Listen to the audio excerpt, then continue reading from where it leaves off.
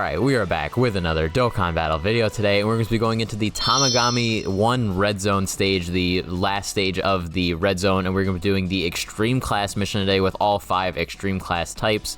We are going to be using items because I don't think, I mean, I know it can be done no item, but I don't think I have the Rainbow Stars or the Link levels or whatever it may be, or the luck even. I don't think I am able to get it done in just the 6 attempts, so I'm going to be using items to complete it, but we will be finishing the mission today on camera, which I believe is always what needs to be done, is getting the missions. You can use items as long as you just get the stones by the end of it. But yeah, let's just take a look at the team we're going to use. This is the team we're going to be running. As you can see, it does have all of the typing on it. We're going to be using Whis to get through this, and I do think it should be pretty easy as long as we're using Whis, because a lot of these guys are very high damage. We just gotta kind of pray that the wrong guys don't get sealed from this Tamagami 1, because, you know, his sealing is very annoying, as well as his, I believe, locking. Or no, you can't dodge him, which doesn't really matter because none of these guys are dodge units, but it is still good there. That is still something that can hurt as long as you have hidden potential dodge, but we should be all good. I don't think anyone here will be struggling with that too much, especially with a Whis up. But yeah, before we get into the stage, make sure you like and subscribe, and let's just get into the fight. Alright, let's get into this fight. I have been recording for a long time today. I tried to do a couple of videos, and none of them turned out right, because a lot of the events in this new Dokkan are insanely hard, and I guess I am going to kind of bring it up. I'm also going to use the Omega domain here. I am going to, I guess, bring up the power creep question that I know a lot of people have been having, is, you know, how bad is power creep really getting? Or, like, is it really the worst thing in the world? I think I accidentally did the wrong guy here, because this guy's sealed, and I want to put him in the first slot so that he doesn't. Yeah, I'm going to put him in the first slot so that we don't, or that he can get stunned. I am also going to use a Whis here, because, you know, I think Omega is dead if he sits in that first slot. He's not a very good slot 1 guy. But we are going to throw him in the first slot because he's already sealed, so that the other one can do all of the damage. I do think power creep is very much an issue right now. Not really, I guess I shouldn't say an issue. I do think it is a conversation to be had on if the power creep is too much, because I'm seeing a lot of people use Bond of Master and Disciple, and they're using Beast Gohan, and they're realizing that maybe power creep isn't as bad, because, you know, it's obviously a 2-year-old unit. He's still able to do a lot of damage. He's still able to tank a lot on these events. But I do think that, the Bond of Master Disciple team does have a lot of support, so I do think that is one of the biggest things going for them, especially when you're running 2 Gohans. You know, the 10% damage reduction support floating around all the time is very, very good. But the other thing I think people are kind of just downplaying is, I think, just maybe the luck of it, because I can beat some of these events very consistently some days, and other days I just get absolutely destroyed every time I try to go into it.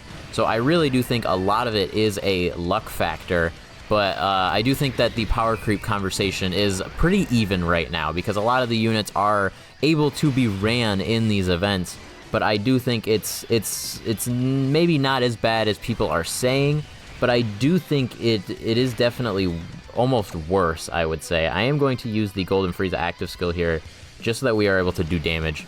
But I do think that it is definitely worse. I do think that the power creep conversation is definitely an argument, and I think either side has very valid points, being that there's too much power creep or that there is not a lot of power creep. Like with the GDC is the main one that people point to for being the big power creep celebration, I guess. With all of the special battle campaigns, you know, those were all very, very hard stages, and still are very, very hard stages, but they are beatable. It's just, I mean, I'm repeating myself, but it's just very, very hard, and you need to get really lucky in order to, like, specifically beat everything. Like, you need to get lucky with some things. You need to have the right units dodge, the right ones don't, or not even just don't, like the right, there's a lot of luck in it, they're very high damaging. You can use a lot of units in these events just as long as they don't get caught, but I don't see anyone, like, consistently beating things with a lot of these setups, because even in my, like, best teams, I would say, I still die a lot to a lot of these events. Like, I still get caught very often running what I would think is my strongest team into the event, and I'm still able to die. Like I said, I was recording a lot earlier today. I was recording for probably almost 2 hours now earlier today, trying to do different events and show off a future team that I really wanted to run, but that future team just kept getting caught over and over again, and it's just kind of hard to like keep getting caught like that. We're gonna use another Whis and just win. But like if you keep getting caught like that over and over, it makes it very annoying to do a lot of these fights, at least for me, when I'm doing some of them on camera, I guess. It makes it a little more annoying to try and do these fights because you can't beat them consistently. So then if you're not able to beat it consistently, is the team good? Or, like, I would say it is, personally. If they can beat the event no item at all, it is a good team. And obviously you can do it mostly consistently. It's just, obviously, you can get caught by a lot of things that are, like, in the Rose and Zamasu event specifically, you can get caught by locking or, like, just getting hurt too much. You know, Rose has a wrong place super, somebody doesn't dodge. Those are all things that can happen. Like, a lot of the times I was dying just because STR Blue Goku didn't dodge. But I do think that that plays into it, and I think that the power creep argument is honestly at, like, a standstill, or, like, a perfect middle ground, which I guess means Dokkan has done what they needed to do. They've made it so that their events are difficult, but also not at the same time. So I do think that Dokkan is doing a good job on it, but there are some times that I am just like, alright, these guys hit way too hard. I can't use every unit I want in this event, which obviously, you know, you don't always need to use every single unit possible, or like every single unit in the events. But this guy, I think, might be screwed. Oh no, we have a Whis up, so he gets his 40% back, so we can throw him in there. I think he needs 7, but we're just gonna get him 6, and he'll be fine. But like I said, I do think Dokkan, I guess, has done a good job of power creeping because they do have a lot of units. Like, events are still very, very hard, even for the newest units in this game. It's still very difficult for everyone to clear everything consistently.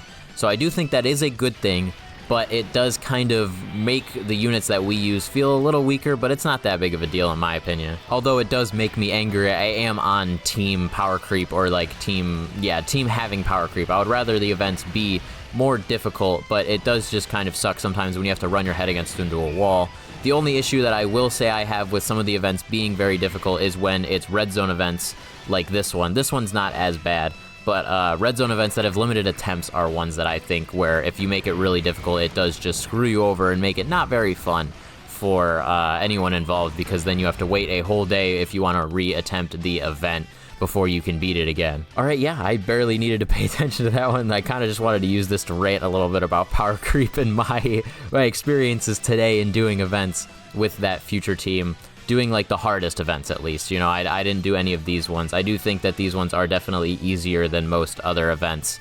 I mean, obviously I used items for this one, but I think the Tamagami ones, their gimmicks are very hard and you can get caught with by their gimmicks, but their super attacks don't really do as much damage, except for Tamagami 3. He hits pretty hard after that second turn. He gets that big attack buff. He can really catch you. But yeah, let's get this all 5 extreme type mission cleared. We got another mission done for the red zone. All right, yeah, there's the extreme type mission done for the Tamagami 1 red zone stage, or the 3rd stage of Tamagami red zone. You know, it's kind of confusing. They have them flipped, but you know, we were still able to get it done even with a Whis. I do know that Omega would not have been able to sit in that slot 1 without a Whis, but you know, that's just how he is sometimes. And that's how a lot of these units can still get caught in a lot of these events. But yeah, that's going to be it for me. Make sure you like and subscribe. If you stayed all the way to the end, I think I love you.